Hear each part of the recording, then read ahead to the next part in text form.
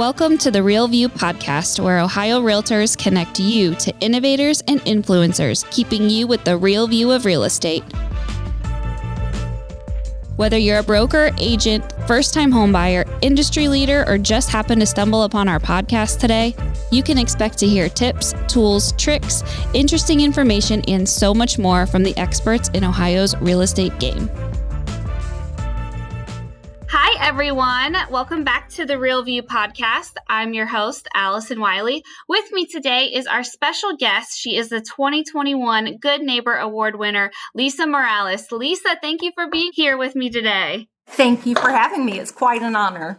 Yeah, we're super excited to talk to you and hear all about you and, being the recipient of such a prestigious award. We're really excited to hear how you've done that. Great story of giving back throughout your whole life and even before you and in your family's life. So really excited to hear about that today. And I know our listeners will be excited to hear about it too. So before we get started in all of that, I want to kick off with our signature question, which we ask all of the guests who join us on the Real View podcast, which is, what is the best view that you've ever seen? The best view for me was we took a helicopter ride over the Grand Canyon.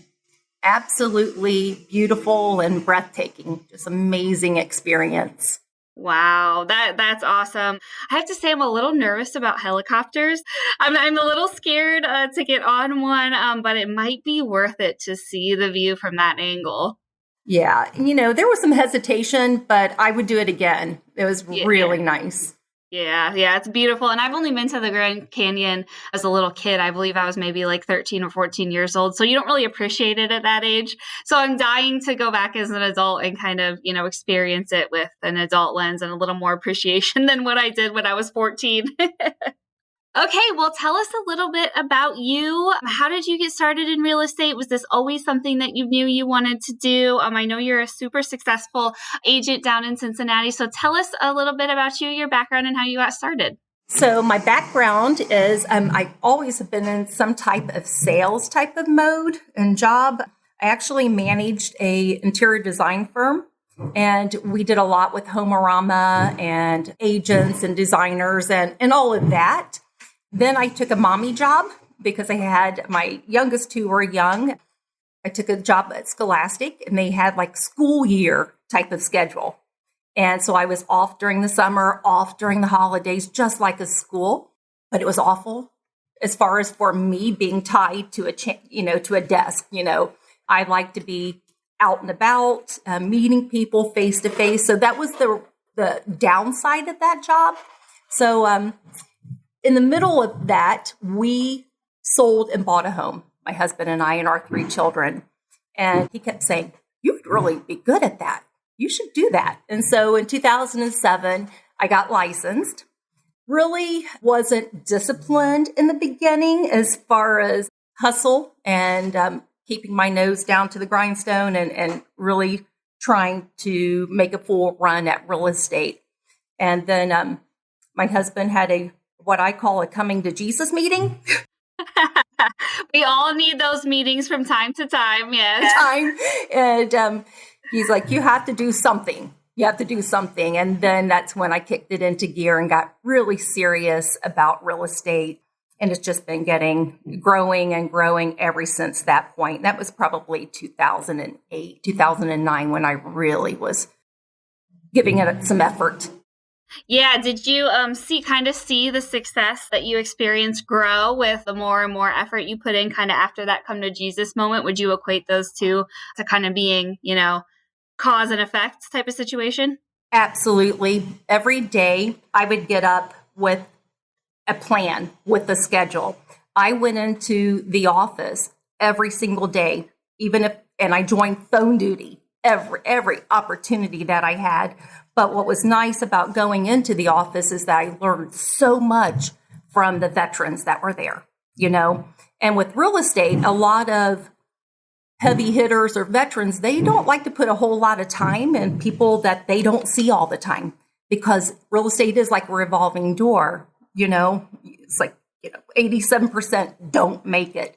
So you don't want to get attached to someone. But when they saw me showing up for work, they took me under their wing. And that also made a difference.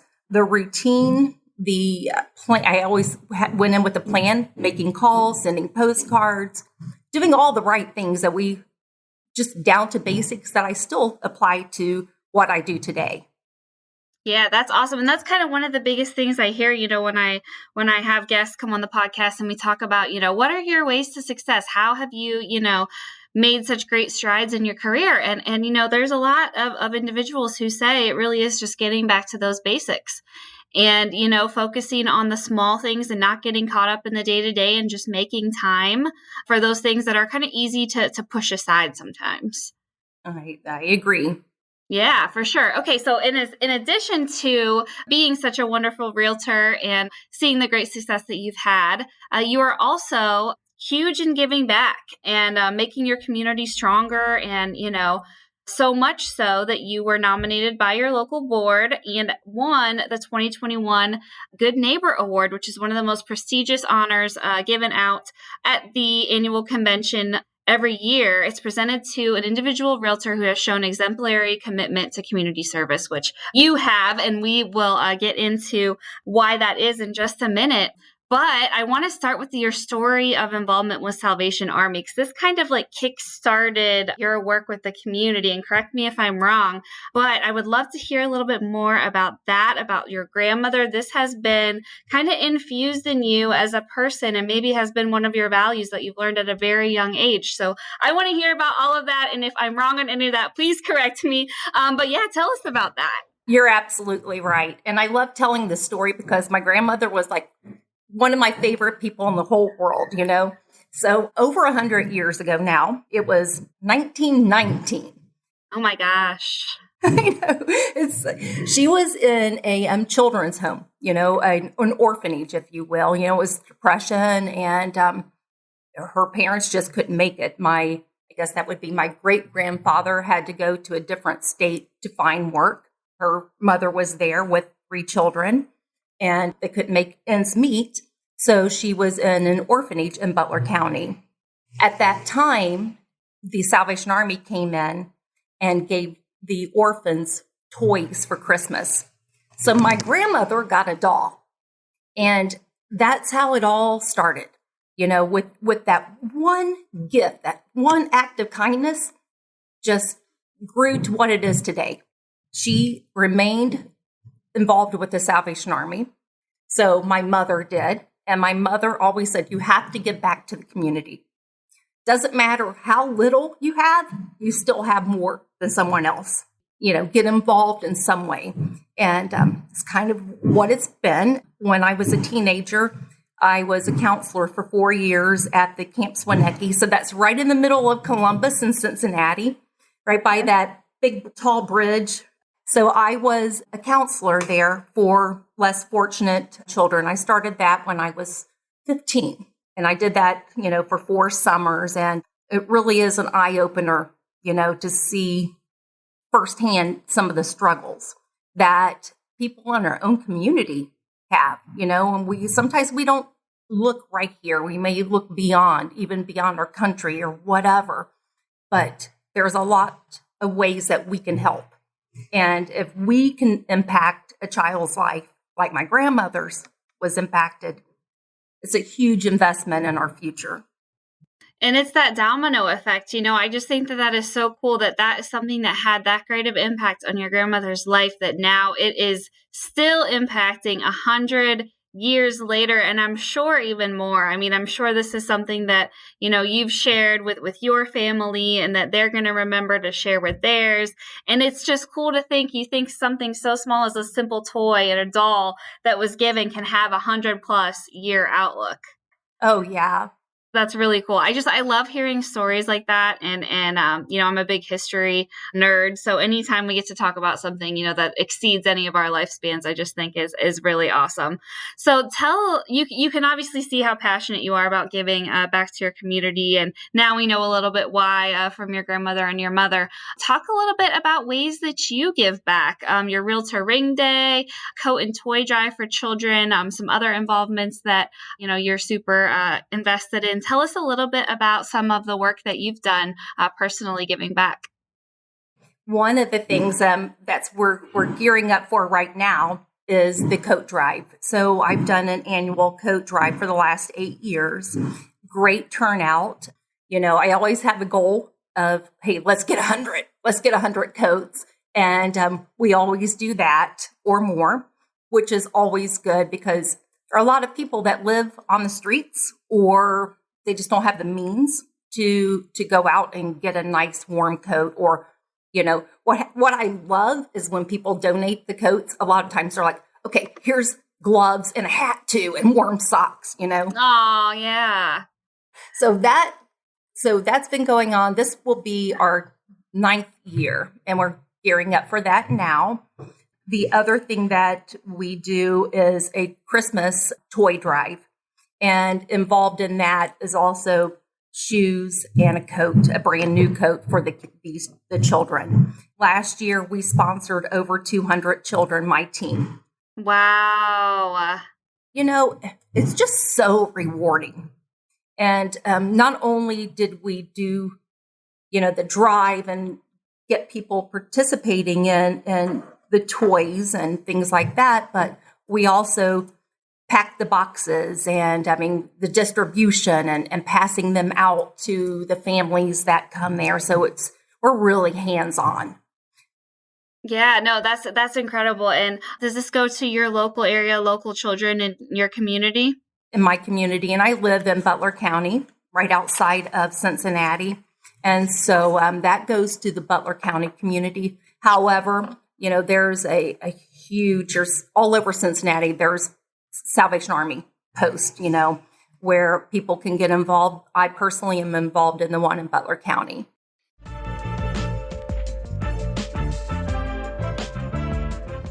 This episode of The Real View is brought to you by the Ohio Association of Community Colleges.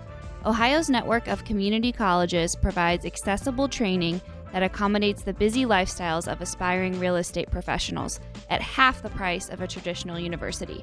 With convenient locations in every part of the state, as well as online options, Ohio's community colleges are your smart choice for pre-licensing education.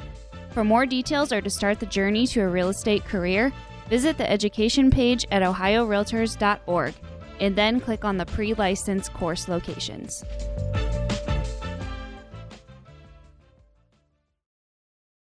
Nice. And I love what you said too about, sometimes you don't realize that there are people in need right in your own community.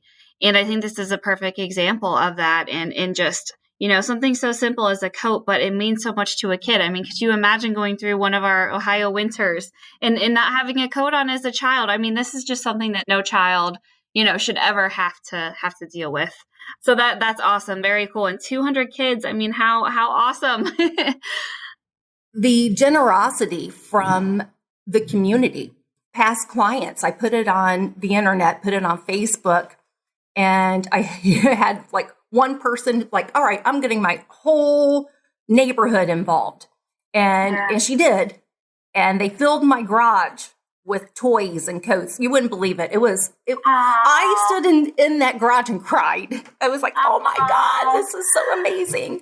Yeah, well, that's what I was going to ask you too. What are some of the ways, or how did you see the community respond? Obviously it was in a huge magnitude, but what are some of the ways that, you really saw the community reach out? Was it through social media, through reaching out to, your individual contacts? How are you able to get so much support for this? Yeah, and we did a lot through social media. We do mention it when we send out, the requests for coats for our coat drive. It's not only individuals, but we also reached out to some businesses. So TriHealth, one of the hospitals in Butler County, donated a whole Christmas dinner for the homeless that we served on Christmas Day. Wow. There's a lot of, I was trying to think who else, the local businesses. That one always sticks out. It's just amazing. Businesses like to get involved too. That one really stands out because it was so much food, and my family, it's kind of a family thing that we went and we helped serve those, the meals, and we got to eat with them too. It was delicious. It was little food, who would have guessed it, right? But it was really good. No, that's awesome and very cool that they got to experience, such a wonderful meal and not, maybe something less than awesome otherwise. So that's really awesome to hear. I also know during last year you worked with some local food trucks in your neighborhood and kind of raised some funds that way to give back to your elementary PTOs. Tell us a little bit about that. And that was really fun. And that kind of sparked from the COVID thing because, a lot of small businesses, they just weren't making it. Food trucks, especially, that's tough. So we decided that we would give people in our community an opportunity to go outside. It was all touchless, if you will. They could order on the phone or an app. And we had it set up in the school parking lot. We got permission from Lakota to do that. So people got out. They didn't have to cook every night.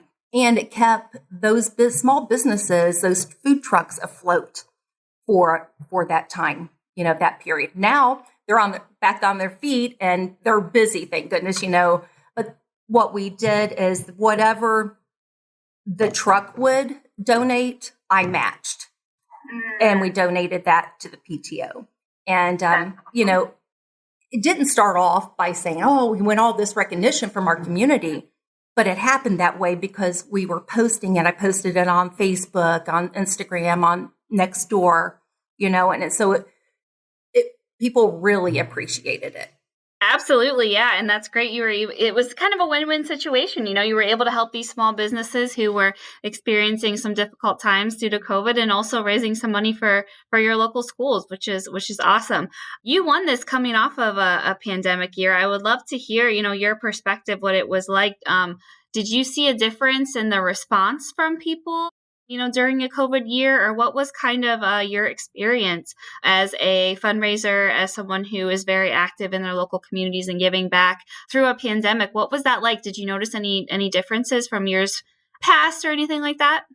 Big differences. One, that there was a greater need, the need for food, for shelter, for, just the toy drive to make somebody's Christmas holiday nicer. The need was so much greater that it worried me. I was really, really worried because the folks that run the Salvation Army in Butler County, they're like, we want to make sure that everybody's taken care of. And I'm the president of the board there at the Salvation Army. And I'm like, boy, that's going to be a tough one. There's so many people out of work. And, as we're seeing with these numbers, but here was the best thing. So many people stepped up. I don't know their situations. I don't know if they still had their job or if they were furloughed. I don't know. But what I do know is that people wanted to help people. They wanted to give. And that's what we saw. That's what I'm saying about standing in my garage amongst all of the, I was like, oh, this was just overwhelming. During a COVID year when so many people experience, financial struggles and health struggles and, struggles that comes along with, going through a global pandemic. It's really awesome. And, I've always noticed that sometimes in the midst of tragedy is when the community and people come together even more and show their support. And I think everyone, dealing what we went through last year and are still dealing with, even into this year, that need for community and that need to be able to be strong and be with each other somehow and show support somehow, really became stronger last year. So I love that you said that and that you kind of experienced the same thing. That's really great. It was nice. And I'll tell you what, the other thing, our local realtors, okay, they stepped up. How can I help? What can I do?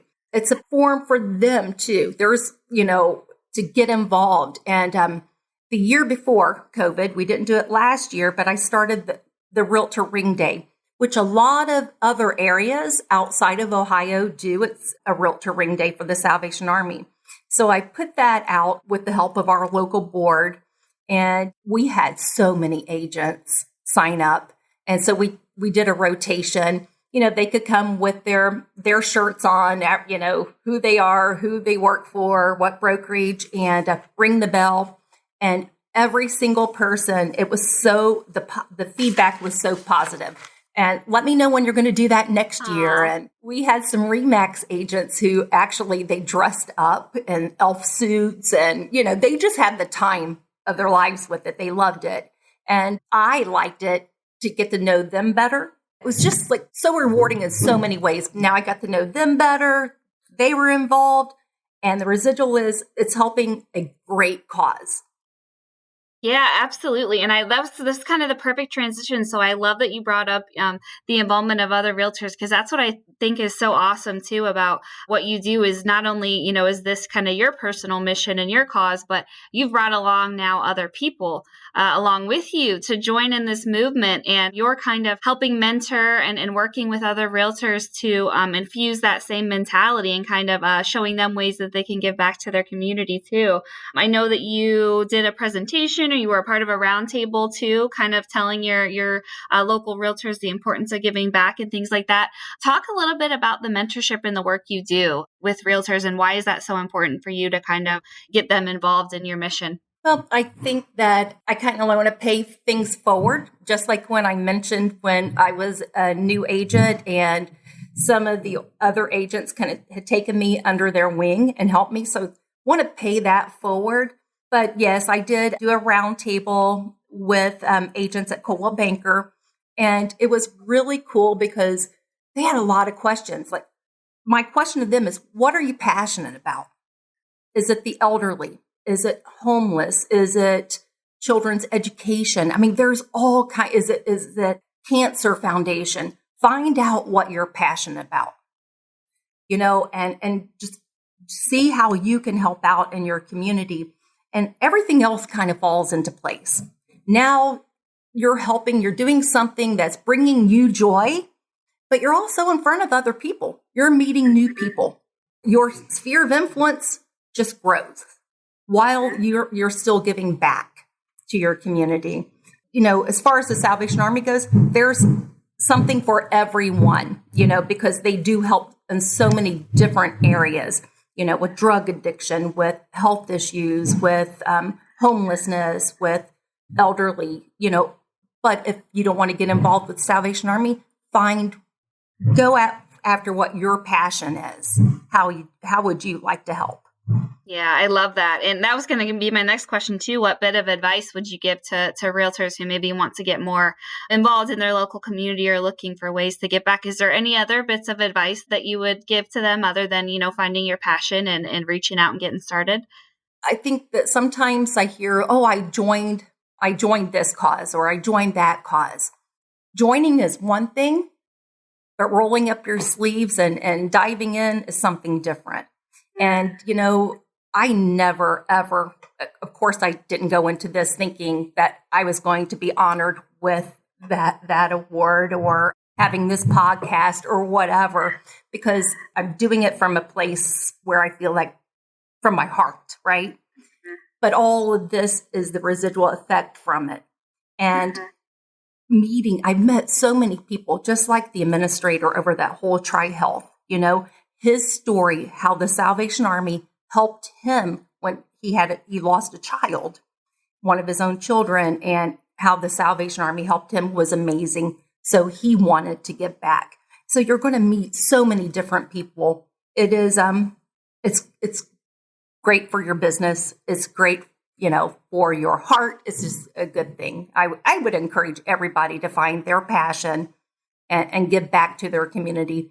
As realtors, I think that we're involved in our community. People want to see that. Sometimes I think people think that we're like, just raking it in or used car salesman or whatever. Get involved, and show who you really are. Yeah, absolutely. And realtors care. We do. We're in these communities day in and day out. We're a part of it. And it's a great opportunity to get out there, show that we care, show that we're involved. And like you said, there are great benefits all the way around, personally, professionally. Can't go wrong with giving back. And congratulations to you, Lisa, for being the award winner, and keep up the incredible work. I know you will. You can tell when you speak how passionate you are about this. And I can't wait to see all the great things that you'll do this year and beyond. So thank you for sharing a little bit of your story with us today. It's been great to hear from you. I know our listeners will too. Realtors, get out there, get involved, give back to your communities. Thank you for joining me, Lisa. It's been a pleasure. Thank you. Same to you. Thank you. And to all our listeners, we will see you guys next week. Thanks for listening. Thank you for listening to The Real View. That wraps up today's episode. You can keep up with the latest on the podcast at ohiorealtors.org/therealview and on Apple or Google Podcasts, Spotify, or wherever you listen. Have questions, comments, or suggestions? We want to hear from you. Email us at podcast@ohiorealtors.org. We'll see you next time.